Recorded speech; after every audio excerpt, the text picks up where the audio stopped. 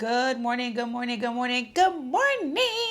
And welcome back to the Operation Heal One Jar channel where we do what? Focus on healing, humor, and hot motherfucking topics. What's up, you nosy motherfuckers? What's going on? What's going on? I know you guys are missing the Dear DJ, so I said, let me get back in formation. I'm still on my cleanse. I am on day 42 of 60. Day 42 of 60, and I'm holding on, right? So let's get into this Dear DJ letter. But before we do, ladies and gentlemen, please do not forget to hit the thumbs up on this video. Do not forget, if you're new here, to subscribe to my channel, and also share. Drop your comments in the comment section. You nosy enough to get that done for me. All right, here we go. Dear DJ, I have a preteen that has been trying my patience since she came out the womb. For the last year and a half, I've been in a lesbian relationship, and 90 days ago, we tried cohabitation.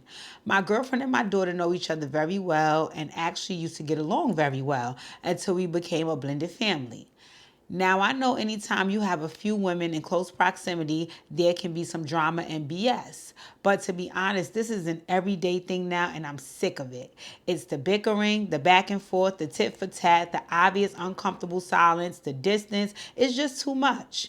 And they both have really good points. My daughter feels my girlfriend can be too strict, and my girlfriend feels as though my daughter doesn't have enough structure. Both are very true. I'm starting to feel like this whole living together thing was a bad idea, but I honestly don't know how to approach this. We may need a family healing heart session soon, but in the meantime, can you send some advice to set the tone for such an uncomfortable conversation? Appreciate you, sis. Sign, stuck between a dyke and a preteen. Not stuck between a dyke and a preteen. Okay, got it. All right. Let's do the norm. Let me take a sip of my good old water, which I've been drinking for the last 42 days.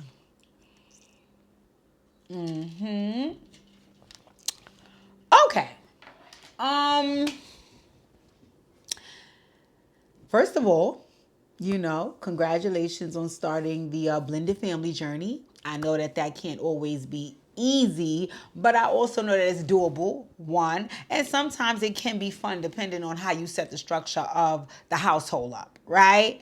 So let's go all the way back, right? I know you said that you and your girlfriend have been in a relationship for 90 days, right? Which is 3 months.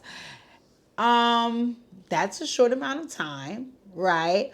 And I wonder, if you guys have only been together 90 days, I would have to ask, how long have you known each other before it actually turned into a relationship, one? And then two, if you've only been a couple for 90 days, how long has your daughter been making the acquaintance of this girlfriend? Right? So if you're going to say like, oh no, we've only been in a relationship 90 days, but I've known her 10 years, then that's different. That's different, right? Because then you're dealing with, okay, she's been around my daughter for the last 8 years. It's just that we've just became girlfriends. Then I will understand like, oh, okay, the daughter is pretty much, from what I can understand, familiar with your girlfriend. But if you only have known each other, let's just say 6 months, and then you got together within the last 90 days, that doesn't give your daughter much time to adjust. And it definitely doesn't give your daughter much time to adjust to a person that's going to live with her. Right? Because I think that when you say, hey, let's now make a separate situation, let's take a separation that's separate from being separate to bringing it together, a lot of factors come into play. You have to ask a lot of questions. You have to set a lot of boundaries. You have to let folks know what's new. You have to let folks know what's old. You have to let folks know what's out the window. You have to let folks know what can continue. And all of that is a lot. All of that is a lot for a preteen, right? Because let's start from the top. Preteens have their own attitudes and emotions and things that they're growing through as they're learning and navigating this world. So even before we get to the girlfriend, like you said, the preteen gonna play in your face any chance she get, because that's what young people do. That is what young people do. It's often a large part of, especially young girls, it's often a large part of their journey to finding their identity, right? So a lot of their attitude and thought process and the way that they navigate things and all of that comes into play when they're trying to figure out who am I in this world, how do I establish that, and then how do I get that person to be accepted.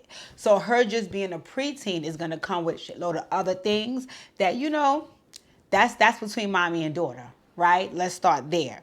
And then on top of that, now mommy is saying, oh, well, you know what? Guess what?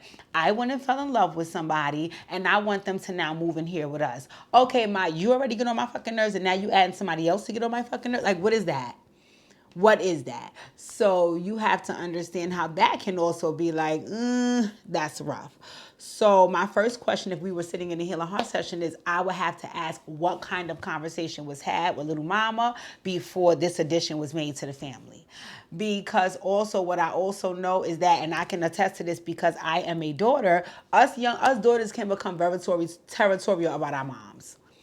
Us daughters can become very territorial about our mothers, and especially towards another woman, right? So now you're not only saying you're moving somebody else in here, but you're moving another chick in here who's also going to be requiring some of your attention. I don't want that. Right. So my first question would be, before you guys even decided that this was a good idea, what did the conversation look like between you and little mama? Right. And what was some of the feedback? What was some of the feedback? Was it like, okay, mom, great, let's rock and roll, I love so-and-so? Was it like, hey, I don't care, it's your girlfriend, do what you want to do? Was it like, I have a little apprehension about it, but this is your house? Like, what did that conversation look like? Because I think a lot of approaching this situation could be you going back and drawing some references from that conversation y'all had initially before we moved in.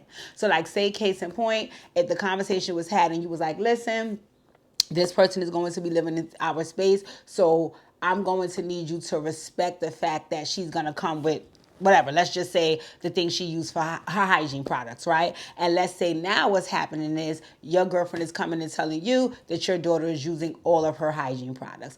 Then you can now sit down with your daughter and say, remember we initially had this conversation and I did share with you that this person would have their own and yada, yada, yada, and you told me you would be fine with that. Why is that now shifting and changing? So if you do want to have a conversation with your daughter about what's taking place in her behaviors and actions and thoughts surrounding your girl moving in, you could probably draw some references from the prior conversation if there was a prior conversation and depending on what it was about. Because again, if you didn't prepare your daughter for some things that could possibly take place with having another person, another woman coming to live with you guys, then there's nothing to draw references from. And now she's looking at you like, what the fuck are you talking about? Because we never had that conversation before. We're just having it right now. Right? So once again, I would be asking, what was that conversation like? Right? That's number one. Number two, what was the conversation like with your girlfriend? Because it seems as though even after 90 days with that short period of time of y'all being in a relationship, she seemed to be gung-ho about making a decision of, okay, fine, I don't mind moving in with you. So I assume that she felt like she could navigate the space between your daughter and you and living within that confinement, right? So I'm wondering, what that conversation looked like with her, and if also, once again, you can draw some references from what y'all talked about. Like, case in point, you might have said to her what you said in the letter. Listen, baby girl will try you. Okay, she will try you. She will try you. She will push you. She will shove you. She will definitely try you, right? So if you had that conversation about needing her to have patience because that's what baby girl does, then you can draw references from that conversation to say, remember, I warned you that this can go this route. I don't need you losing your head now because we already talked about it and you already made it seem as though you had a good way to approach it or you had a way that would make you okay with handling it, and now you seem to be unraveling, right? But again, you can only draw references off a conversation that was actually had. If you guys did not have this conversation, you didn't talk about it, then it makes no sense because now, once again, your spouse is also looking at you like, what the fuck you talking about? Because you never told me it would be like this, right? Also, I would suggest having individual conversations and then having group conversations because sometimes when you're caught in the middle of a crossfire as such, I don't know your personality, but I know some folks can kind of retreat into their shell and let the storm go on around them, and they'll pretend like they're not there. So like case in point, your daughter may say something, your girl may say something, it might become a back and forth, and you just here looking like, how gonna take me away, right? As opposed to being able to help navigate the situation. So I think maybe having some independent conversations first with your daughter and your spouse to say, hey, how you doing? What you said was the issue again, and what's going on here? And then being able to say, okay, let me pull you two together because I think that we can find a middle ground. But once again, that can also only get done if you can actually find a middle ground. Because what it sounds like is happening here is two separate sides of the spectrum, and you can be the person that brings it to a middle ground if they are willing to do so. So like case in point, it sounds like your young person may be a little bit more rambunctious than your spouse is used to or your spouse likes. So now if she has been allowed to do these things, say these things, feel this way, so on and so forth before the spouse moved in, you trying to now rectify those behaviors or allowing the spouse to do so is only going to cause friction, and it'll become y'all two against her. It will now become y'all two against her. Because first of all, mom, I've been able to do and say and yada, yada, yada all this time. And now you get with this bitch and everything has to change. And then for her, it's like, so wait a minute, you want me to sit up here and allow all of this to go on and pretend like I'm invisible when I live in this space as well. The other part about that is your spouse being viewed as too strict. And I think that's an assessment from both of you, because what you said in your letter was they both have a point. So it's not only just about your preteen trying you and being a particular way.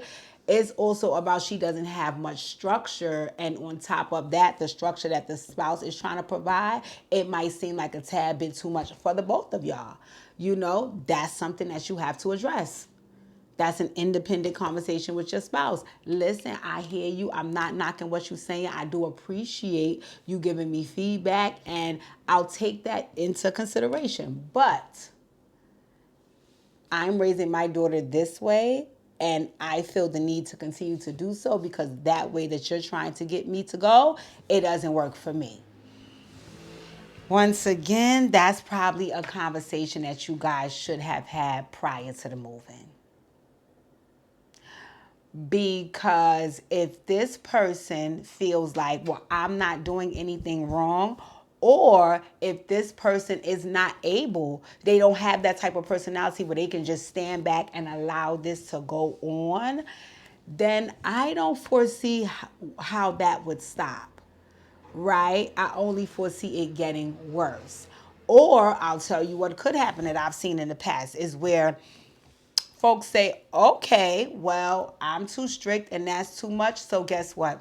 I'll zip it. I won't say a word. So now you have your spouse and your young person not interacting at all. And what you said in your letter was you don't like that. You don't like the distance. You don't like the uncomfortable silence. So you don't want them to not be able to have any type of relationship, but you have to also help them navigate what that looks like. And I think that's really becoming an issue for you because both of them are willing to die on their heels. So,